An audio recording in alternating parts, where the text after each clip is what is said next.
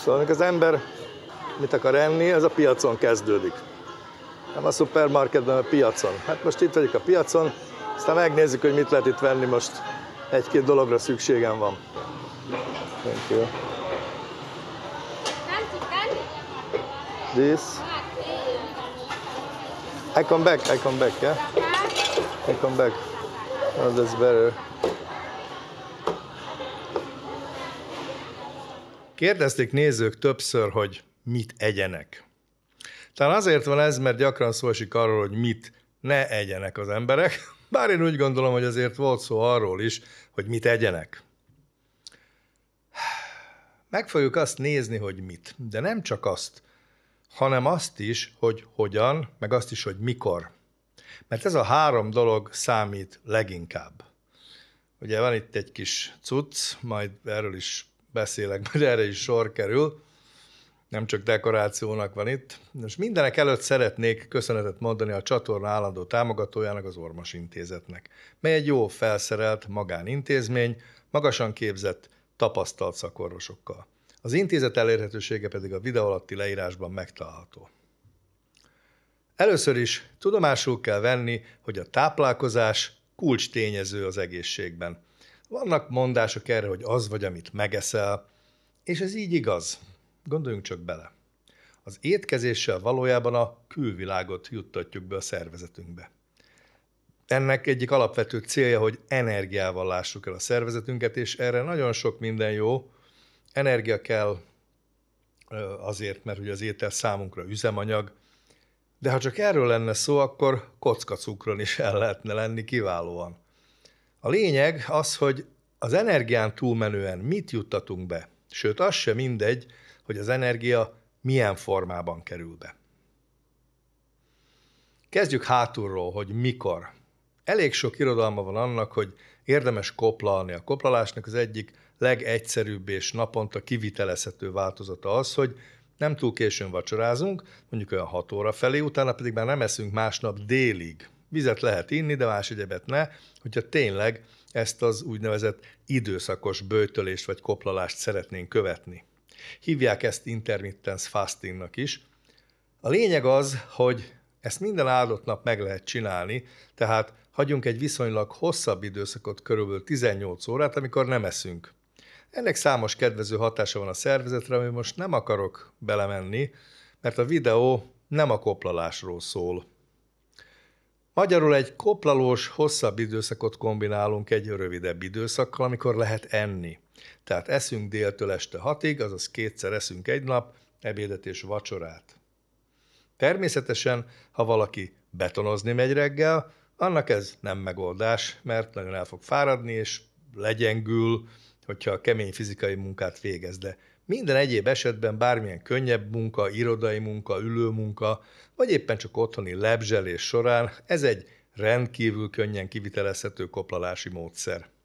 Késő este, pláne éjjel viszont akkor se együnk, ha nem érdekel a koplalás, ilyenkor ugyanis a legkedvezőtlenebb a hormonális státusz az evésre, sokkal jobban árt inzulinrezisztencia vonatkozásában, de zavart okozhat az alvásban is. És itt jön az, hogy hogyan együnk. Itt elsősorban arra gondolok, hogyha valaki kihívásokkal küzd a szénhidrát anyagcseréjével kapcsolatban, nem mindegy, hogy mit eszik, de az se, hogy milyen sorrendben. Egyébként pedig annak sem mindegy, akinek nincs ilyen gondja, vagy éppen nem tud róla. A megelőzésben számos célunk lehet az étkezéssel. Az egyik nagyon fontos cél a metabolikus, azaz anyagcsere egészség megőrzése, mivel ez számos időskorra jellemző krónikus betegség alapja vagy háttere. Ugye ennek következtében nem lehet figyelmen kívül hagyni azt, hogy minek tesszük ki a szénhidrát anyagcserénket. A legtöbb embernek idősebb korára valamilyen szintű inzulinrezisztencia alakul ki, főleg, hogyha keveset mozog, vagy ha túlsúlya van. Erről a korábbi videókban volt szó, úgyhogy ezt most fogadjátok csak el tőlem annélkül, hogy különösebben magyaráznám. Mivel elsősorban megelőzésről van szó, ezért úgy gondolom, hogy még azoknak is érdekes ez, akik nem rendelkeznek inzulinrezisztencia vagy akár diabétesz diagnózissal. Elsődleges az, hogy ne produkáljunk hirtelen vércukor kiugrásokat, az azzal együtt járó inzulin megugrásokkal. Az inzulin szintjét mindenképpen alacsonyan célszerű tartani. Ennek is kétféle módja van. Az egyik, hogy olyan glikémiás indexű szénhidrátfélét fogyasztunk, amely nem löki meg a vércukrot. Azaz megint csak arról kell beszélni itt is, hogy mit ne együnk, de elmondom újfent, tehát ne együnk natív cukrokat, cukrozott dolgokat és finomított lisztből készült árukat, továbbá a zöldségek közül is kerülendők a magas glikémiás indexek, például a krumpli, bizonyos módon elkészítve, van azért megoldás a krumplira is, de ha lehet, akkor ne krumpliból álljon a diéta. És itt jön az, hogy hogyan esszük. Ne együnk krumplit? Nem erről van szó. Például a rist azért nem kéne erőltetni. Na most, amennyiben az étkezést ugye magas rosttartalmú, ám de alacsony szénhidrát tartalmú ételekkel kezdjük, akkor a gyomorbél traktusba előre bekerül egy adag rost, aminek a tetejére, hogyha rákerül később a szénhidrát, akkor elnyújtott felszívódása lesz, mert összekeveredik ezzel a rosttal, ami nem enged olyan hirtelen felszívódni a vékonybél kezdeti szakaszán, közvetlenül a gyomor után. Sőt, azt is láthattuk, hogy a különféle rostok fogyasztása és az ezekben lévő fel nem szívódó összetett szénhidrátok jelenléte a zsírok és a koleszterin felszívódását is befolyásolja. Tehát úgy a legjobb, hogyha rosttal kezdünk, és valami zsíradékot és fehérjét fogyasztunk utána, és csak ezután jön a szénhidrát. Ezt elég nehéz egy hagyományos magyaros gondolatmenet alapján elkészített ebéd során megvalósítani, amikor van hús, meg krumpli, meg csalamádé. De a csalamádét kéne legelőször megenni, aztán a húst és aztán a krumplit. Ez a megszokások miatt nem biztos, hogy könnyen kivitelezhető, ezért érdemes elgondolkodni azon, hogy miképp lehetne változtatni. Nem csalamádét kéne enni, mert az nagyon savanyú, hanem egyéb rostos zöldségfélével kezdeni, salátával. Egy zöldekből, répából összeállított saláta. Na, mutatom, hogy mit hoztam én ide. Hát itt van minden, vannak ezek a nagy színes paprikák, aztán hoztam egy kis paradicsomot nektek, van egy kis répa, ezek mind ugye rosttartalmúak. Azért nagyon jó a brokkoli, ez egy eléggé hervatag példány, mindegy, már most valahogy nem jók a brokkolik itt a környéken. Aztán mi van még itt? Ja, karfiol, ugye, keresztes virágúak. Van itt egy avokádó, hoztam aztán egy fokhagymát, az is igen jó. És hát itt van egy, ez zörögni fog nagyon a mikrofonban, mindegy, ez egy zacskó, ilyen mandula, pirított mandula, mindenféle sózás és cukrozás nélkül. Tehát mandula, és hát ez meg, ja igen, ez az avokádó. No, kicsit kipakoltam ide, karfiolom is itt van, jól van. Van még kis ilyen lime-om, citrom, azt szeretem inni szódavízzel, cukor nélkül. Szóval, tehát ilyenekből össze lehet állítani salátát, ugye nyilván az ember nyersen eszi. Most térjünk át arra, hogy mit teszünk, mert valójában ez a legfontosabb. Szóval itt az elején mondtam már, hogy piac és hentes. Szupermarketeket érdemes elkerülni, mert ott főleg feldolgozott élelmiszereket árulnak, nem ilyet. Melyeknél a feldolgozottsági fok az változó ugyan, de általánosságban azt lehet mondani, hogy amiben van csomagolva, kerülendő. Beszélgessünk egy kicsit a zsírokról. A zsírok azért jók, mert nem okoznak inzulinemelkedést. Ugye erre építik a ketogén diétát. Már korábban elmondtam, hogy az igen költséges lehet. Zsíros hús, zsíros hal, minimális növényeredő táplálékkal együtt, amivel egyébként a legjobb az avokádó, mert elég zsíros is, meg rost is van benne. De hát ez szintén nem olcsó. Itt igen, de otthon nyilván nem. Tehát aki ezt meg tudja magának engedni, hát ezt csinálja. De én most általánosságban próbálok itt valamit adni. Továbbra is azt mondom, hogy a ketodiétának rövid távon van értelme, addig, amíg valaki komoly vércukor problémával küzd, vagy pedig le akar fogyni. De említeném azt is, hogy nem fog okvetlenül lefogyni a ketodiétától valaki, hogyha csak átáll rá, kizárólag akkor, hogyha a teljes energiabevétele is lecsökken a ketogén diéta mellett. Tehát ott sokat segít, hogy a szénhidrátokat, meg amit korábban ilyen-olyan feldolgozott kajákat evett, és hirtelen leáll vele és ketó, az meg fog mutatkozni. De egyébként ketogénból is lehet annyit enni, hogy nem fog lemenni a súly.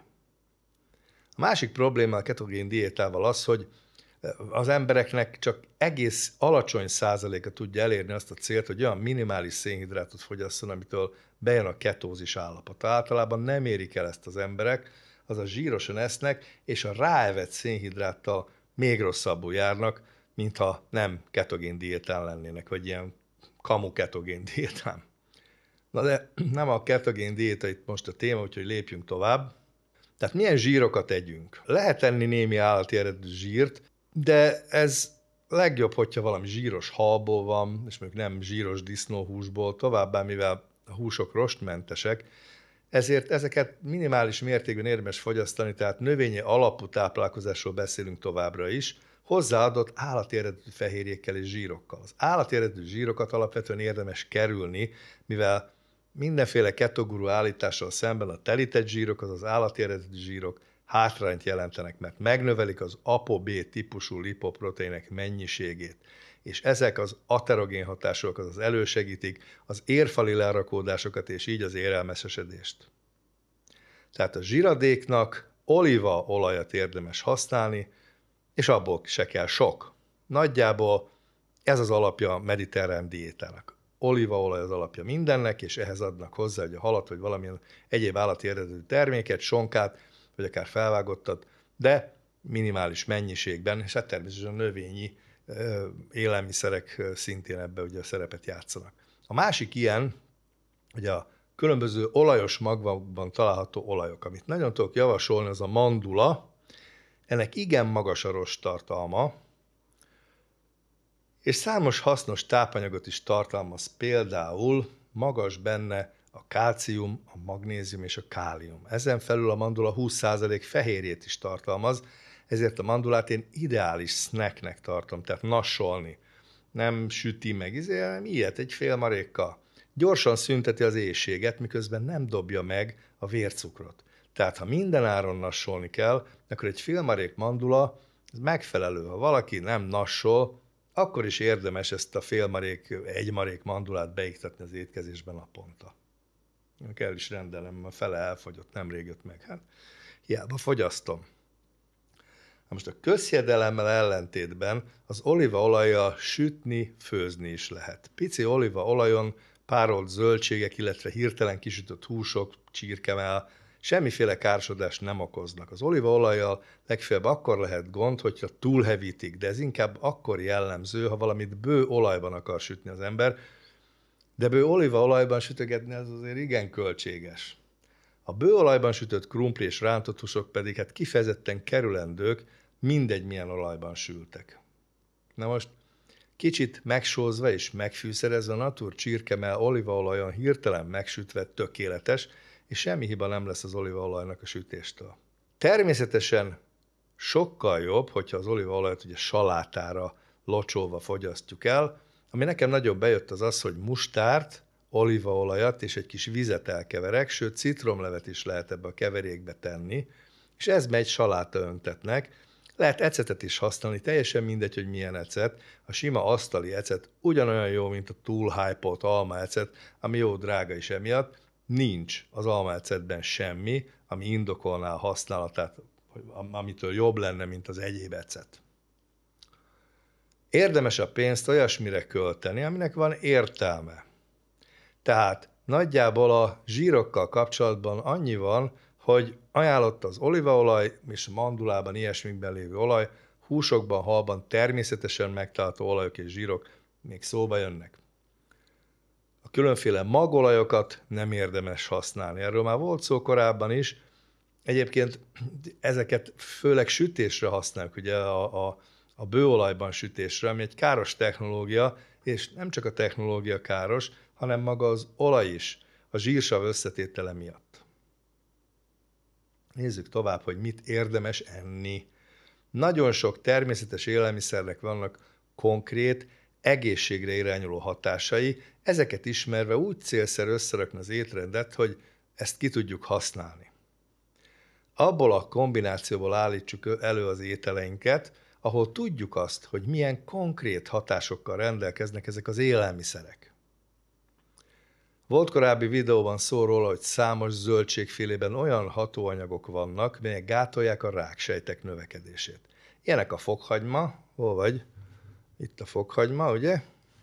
Ilyenek a fokhagyma, aztán ugye egyéb hagymafélék, a keresztes virágúak, főleg a brokkoli, kelkáposzta, a retek, erre a célra egyébként a fehér retek is jó, az a téli retek. Aztán a karfiol is kiváló, itt van a kis karfiolomni. Talán olcsóbb is, mint a brokkoli egyébként. Tehát a zöldségféleinket ebből a körből érdemes kiválasztani, persze van más is, más előnyökkel. Az utóbbi időben nagyon rákaptam a lecsóra. Olívaolajon párolva az igazi, számomra legalábbis, és én nem adok hozzá se kolbászt, se egyéb dolgokat, csak a hagyma, a paprika és a paradicsom, ami játszik ebben az ételben, én nálam. Ugye hát ilyen paprikából csinálom ezt meg, különböző színűekből, jól nézzen ki, és akkor kis paradicsom, én szoktam fokhagymát is beletenni, ez lehet, hogy szabálytalan, de mindegy. És hát ez kiváló eledel a lecsó, rendkívül egyszerű elkészíteni, egy ilyen 20 perc mindennel együtt. Bár ilyenkor novemberben lehet, hogy otthon már drágák a hozzávalók, de szezonjában még szerintem viszonylag elérhető, hát itt meg mindig szezon van, tehát én állandóan tudom ezt tenni. Ugye a benne lévő hagyma az előbb említett hatások miatt fontos, a paprika és a paradicsom különösképpen nincs kihatása a daganatképződésre, viszont, ahogy a korábbiakban mondtam, elég szépen tartalmazok olyan rostanyagokat, amelyek hasznosak a bélmikrobiomnak. Ez egyébként igaz a keresztes virágúakra is, tehát nem csak az imént említett hatóanyagot tartalmazzák, hanem jó sok rostot is. Tehát ha valaki tényleg nagyon egészségesen akar élni, akkor ezeket a zöldségféléket variálja különböző módokon, és ehhez adjon hozzá olyan húsféléket, amelyek nem túl zsírosak, például a csirke vagy a hal. Ez nem azt jelenti, hogy nem lehet egyszer egy sztéket megenni. A tipikus magyar ételkészítés ételeit, mint a pörkölt nokedlivel, meg sült krumpli és rántott hús, ezt érdemes volna lecserélni, miután nem csak, hogy nincsen egészségre javító hatásuk, hanem kimondottan károsak lehetnek az olajban sütés miatt, illetve a nem szerencsés szénhidrát és zsír kombináció miatt. Ez nem azt jelenti, hogy soha ne egyen ilyet valaki, de ha minden nap ilyesmi van, az egyenes út a várólistára. Azért nem mondom a kórházat, mert hallom, hogy most már mindenre várólista van. Tessék megérteni, hogy egy csomó ilyen várólistás bonyodalmat és a késlekedésből adódó egészségkárosodást meg lehet előzni. Ha valaki attól tart, hogy a lecsökkentett húsfogyasztás miatt B12 hiánya lesz, egyen csirkemájat. 2 hetente egyszer én csinálok egy leves csirkeszívvel, csirkemájjal és egy csomó zöldséggel. Kérdés meg van oldva. És ha már levesről esett szó, itt van egy másik leves. Veszik az emberek a különféle méregdrága kollagén kapszulákat, meg porcerősítőket, költik rá a drága pénzt. Feleslegesen. Itt van a Patreon támogatói linkem. Az ilyen kapszulás vackokra költött pénz egy részét inkább ide tessék tenni, és már is mondom, hogy miképp lehet természetes módon nevetségesen olcsó áron kollagénhez jutni. Csirkelábleves. Jól széjjel főzve, mert a pici porcokat is megesszük, ami benne van a lábacskákban. Ugye ez a bőr, ezek az inak, ezek a porcok a csirkelábban, ez mind kollagént tartalmaz. És ez ugyanaz, mint amit poralakba valami ilyesmiből vonják ki. Ez ki tudja milyen állatból, ezt hagyjuk is. Lehet, hogy ciki a hentesnél csirkelábat kérni, itt nem, de otthon ki tudja. De lehet azt mondod, hogy a kutyusnak lesz, vagy mit tudom én. Én viszont ugye hát a csirkelábban, a bőrben, az inakban, porcban kiváló kollagén mennyiség található, és az ember eszik egy ilyet hetente, az égvilágon semmi baj nem lesz a porcaival, az izületeivel, és olcsó. Tapasztalatból mondom, mert én ezt csinálom, a csirkemájlevest is, meg a csirkeláblevest is saját magam főzöm, ugyanolyan módon, mint egy egyéb csirkelevest. Fontos megérteni azt, hogy amit mondok, azt nem egyszer kell lenni ahhoz, hogy hatása legyen.